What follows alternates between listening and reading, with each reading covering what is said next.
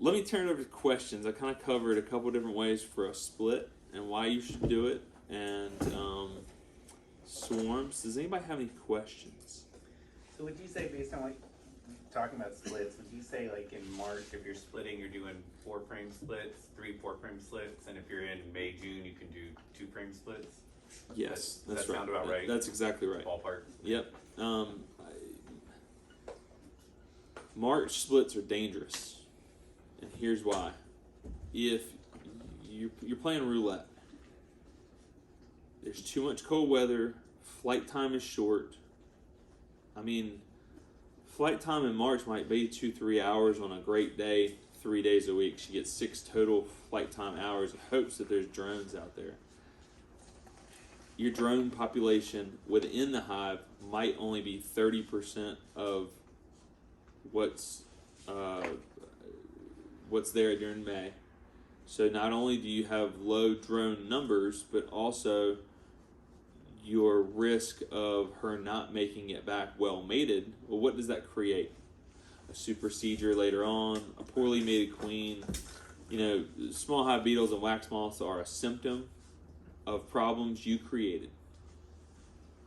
Period. If you create big, robust, strong hives, they usually don't have problems with small hive beetle. If you treat for mites, you don't end up with deformed wing virus most of the time. You know, if you have a weak hive and you have multiple hives, you can support and kind of get it over. To me, the 4 frames of brood's kind of that threshold where they can kind of get enough bees to really get that snowball, that avalanche effect. It really. So, in feeding them, man, you know, I should have fed about a week ago, and due to my lack of experience, I didn't. And now I wish, because I thought the nectar flow was going to hit last week. It still hasn't as of the last 2 days. I went through 100 colonies the last 2 days. I'm not seeing any nectar yet. So a week ago, I could have fed.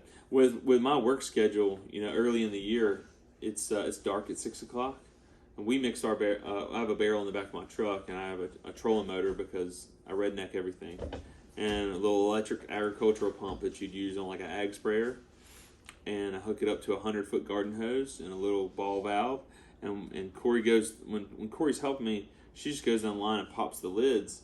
And because we run 2-way pallets, so I'll show you real quick. We run 2-way pallets, so our beehives all look like this. It's 1 pallet, 2 hives. So we always put the 2 feeders on the inside, and that way Corey comes on, she just takes those lids and she just slides them off like this. Now the heat stays in the hive, especially at night, you know, cool evening. I'll feed them down to 42 degrees. We can crack the hive open and still be safe. Because they're not all the way open. It takes 14 seconds to fill a 1-gallon feeder. It takes 14 here, the whole deal. It might be open 3 minutes at most. And then normally, once I move to the next 2, I go back over here and I close the lids. So that as soon as I'm done, we pack up the truck and we go to the next yard. And one night we can hit 3 yards. Normally, so everything's about efficiency. I like beekeeping at night. It's just, to me, so nice. I would encourage you to just go try it. Not wearing a suit is so... I don't dive into the hives at night, I should say that.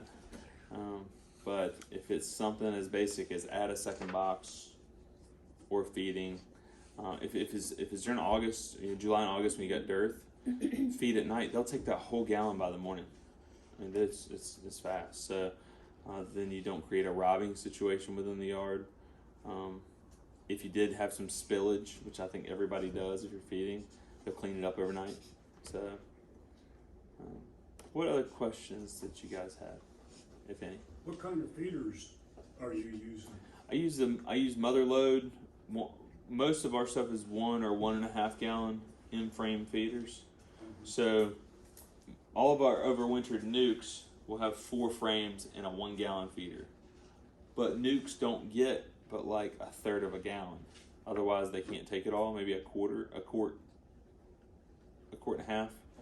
It's a 7-second count on my, I do everything by the count. So I turn on my 1, 2, 3, 4, 5, 6, 7, close back. What you got? Oh, sorry. I like Miller feeders on top. I don't use them, but they're nice. I don't do any front feeders with the jars. That creates robbing. I used to be a big advocate of community feeding with a bucket, and now I'm not. Now I realize why people talk against it. It's it just, you're feeding your bees, you're feeding your neighbor's bees, and it spreads disease like no other. There's nothing more disappointing than losing your bees. It just stinks. It doesn't matter for me now. When He'll squash them, but he doesn't want them this morning. I don't want them to die. Yeah. I hate losing bees. It just it's so much effort into all these little things, and then to have them die is nothing more disheartening. So I encourage everybody just feed them within the hive. That's what I like best. What's your YouTube channel? So it's Ashby Farms NC. It's ASHBY. So do you overwinter a single deep or a double deep? We did all through. Well, we did the 4-frame nukes for the feeder, and then we did. We had about 100 10-frame double deeps, and we did about 150 10-frame singles. And one lesson I learned last year. All right, so to put a nuke up in the fall requires 5 feedings of 1/3 of a gallon. So that's about just shy of 2 gallons total for them to put away enough food to get through winter. A 10-frame single, on the other hand, is going to require 4 gallons, and this is winter or it's fall feeding for winter. So you're feeding 2 to 1, real thick syrup. So you need 4 gallons for a single. You need 7 to 8 gallons for a double. If you start looking at fall costs on that, I mean, if I'm spending, do some quick math here, it'd be 12 pounds at 60 cents, it'd be about $6 times 6 feedings. It's $36 in sugar plus $12 in Apivar in August. So that's $48 to get a 10-frame double deep into winter per colony. That's steep. However, in spring, what does that yield you? One of our main income streams is going to be selling nukes. So I can get on average about 2 to 2.5 nukes per colony out of that. So if we sell a nuke at 180 times 2, that's 360. So if you think of it this way, a $48 investment in the fall will yield you $360 in gross in the spring. Or another way to say that is it yields you $312 in profit for your labor. I don't know about the hourly on that. That's pretty good. It's scale. I mean, that's, so you really got to know your numbers. You know the quickest way to become a millionaire beekeeper? Don't. Start with 2 million. That's right. That's right. It's true. If you don't watch your numbers, beekeeping is expensive. What I really like is there's a lot of ways. North Carolina's full of hobbyist beekeepers. Local stock is always going to be the best, I think. I don't advocate for Georgia and Florida bees. I have a lot of respect for the folks who do it. A few have mentored me. I don't want to talk down about them. I'm just a big advocate of local. The bees in your area will do best. And the nice thing is, I'm not a real granola person, but we run a produce farm as well. We do about 2,000 German Johnson tomato plants, cut sunflowers, peppers, and watermelons. So I'm a big advocate of get to know who grows your food, find out what their values are, find out if your politics are the same, find out what their kids' names are, and then you'll know what they're putting on your food. And then you'll know what they're using on your bees, which is going to produce your honey. And think about that. Like, that's just drastic. We are fortunate that there is a lot of oversight. But there's a lot of stuff you could get away with, and nobody ever know. Get to know who's breeding your bees. I tell everybody I'm a person. Call me. We'll talk. I probably talk. Yeah, I talk. Well, I have a commute to Raleigh, so I talked to 6 people today, from Wilkesboro down to Troy, Anson County area, Montgomery County, Johnson County. Yeah, I mean, I like talk. Same couple small commercial guys. Philip came by earlier. We were talking this morning. We're all kind of doing like pulse checks, but get to know who's who. This purple honey thing came out last year. Everybody see that? Yeah. Let me ask you a question. I've never seen it. If you were making honey and you had a little purple food dye, and you could charge quadruple or quintuple the amount for that jar, there's the old saying that there was more sourwood honey came out of North Carolina than was produced. All right, folks claiming it's sourwood, but it's clearly not. And most people don't have the palate to know the difference. I think this year purple honey's gonna be rampant. Well, I think that the guy who posted it, that's real, his real purple It's honey. real- I've it's heard of it his before and real. seen it before, but I know two now other that people. it's been viral and I've seen it 1,000 times on my Facebook feed, I'm sure that everybody's gonna have purple honey now. Everybody's gonna have purple honey. If you don't know the guy who's producing your honey, get to know him or buy it from somebody who or you produce yourself, man. Actually, Yes, sir. I had a phone call from Australia this week asking to ship purple honey to Australia. Get you a couple barrels coming. New Zealand and I Hawaii think they make purple. in the last month. Combine it, red and blue I mean, it's together and make purple. it's not. You're gonna see it. Trust me, folks. Somebody's gonna make a buck off this. Get to know your local folks. And if Purple you do get sour. purple honey, Oh, take pictures of it in the frame and coming out the extractor. There you go. There you go. Just like I got on my Prove phone, it, and that yep. way people will believe me. Yeah. Because I had it for the first time this year in 13 years. And you guys are right in the zone for it right here. I mean, it's just something about this little belt like Carthage, Troy, LRB, right? I mean, it ain't a small sliver. But y'all have a chance to make it. But man, it's going to be an interesting season. I think that because of 2020, folks, I know our farm really increased on people wanting to get to know their farm. Something about the shift in the culture of America is causing this. There's never been a better opportunity than now to educate people on honey and bees and why we need them and what's going on in the industry and believe it or not, like all the advocates for it are right here in this room. And we're all a little crazy, but guys, do we have any other questions? So we are in and around Burlington. I have 12 out yards. I don't. At the moment, we're going to be at 24 by the end of this year. I have 8 more already pre-designated, but I do a lot of knocking on doors and seeing fields I'd like to have. And actually, my selection for my apiary is in the fall. I drive around when there's goldenrod out. And goldenrod has to sit in a pasture about 6 or 7 years for it to really take hold. Somebody has to bush hog it like the first 3 years to spread the seed. So it's not very many pastures anymore that just sit fallow. So that's why it's kind of just down to ditches and stuff. So most of the places that I've got an apiary, I look for them in the fall. And the reason being is if we have a real good haul of goldenrod, they will fill up a high. And goldenrod honey just. Some people say it smells like gem socks. Oh yeah. I thought something done. We could argue it all day, but it's an odoriferous odor. I think that's goldenrod pollen and red maple pollen are 2 of the highest quality pollens we get. And that's our first and our last. I leave the bees all the goldenrod, and so I want a strong fall flow of goldenrod in my hives. Ultimately, it saves me money.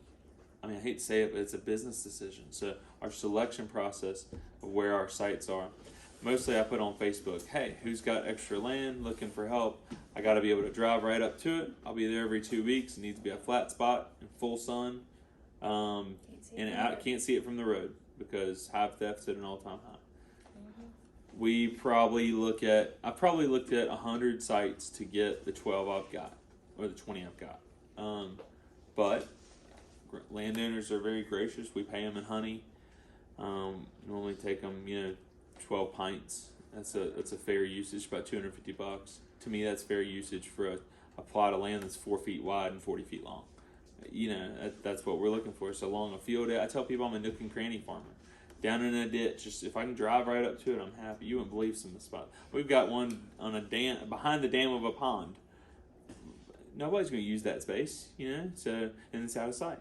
So we're very blessed, very, very blessed. Continue to expand that route, and that way, and I don't put bees within 200. I wouldn't put a full apiary. Our full apiary is 40 hives, not within 100 yards minimum of houses and livestock. Learned that lesson on 2 yards last year. This 40 hives is 2 million bees. It's just too close. So, well, guys, I thank y'all for letting me come and talk. I hope I've given you some ideas.